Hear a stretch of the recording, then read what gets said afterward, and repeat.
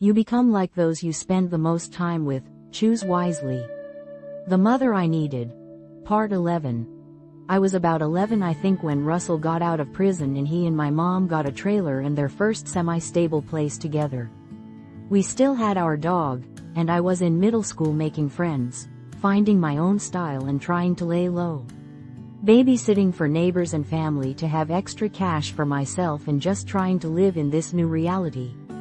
Russell was a tradesman like my real dad Scott and worked construction, but he also sold marijuana on the side to make ends meet. We had a roof over our heads and lights on and food. It's what people in our life did to get by. I didn't think anything about it until one night they were gone, and it was raining really hard. A ceiling light in our kitchen started to flicker and it took me a while to realize, I think our trailer's roof is on fire? Not even 2 minutes after I was staring at the ceiling did they walk in from wherever they were. Russell threw water on it to extinguish it. My mom told me to get help and call 911 but we didn't have a phone, so I went to the neighbors. By the time I ran back to tell them help was on the way, Russell was mad. Called me stupid, because there was pot in the house, a lot of pot I'm guessing. I hated him from that moment on. I was a lot of things. I was a nice kid, a good helper, a great babysitter, but I've never been stupid. I made it a point to do good in school, so I wouldn't be the brunt of anger at home. I wouldn't be a disappointment to anyone. I spent most of my days in school bored and drawing because I would have the class work done first before my peers. The only time I've really been reprimanded in school was for drawing and doodling when I wasn't supposed to. It was my escape from life. It was something me and my mom shared and did together growing up, drawing and coloring.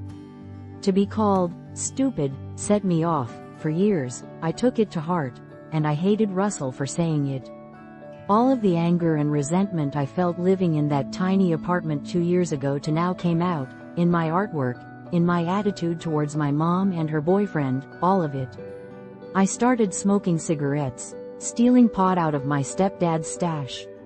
I took on the mindset, if you can't beat them, join them, but any slight they gave me, any attitude or fighting between them, never physical, just yelling, I took as an opportunity to put them down and stoop to their level.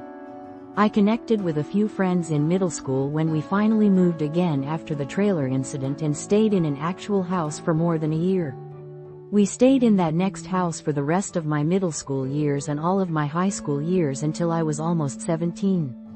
The friends I made, and I partied with during those years, I'm still in touch with for the most part today in my 40s. This period of my life would be the best and most frustrating ever. Please see the next video for part 12.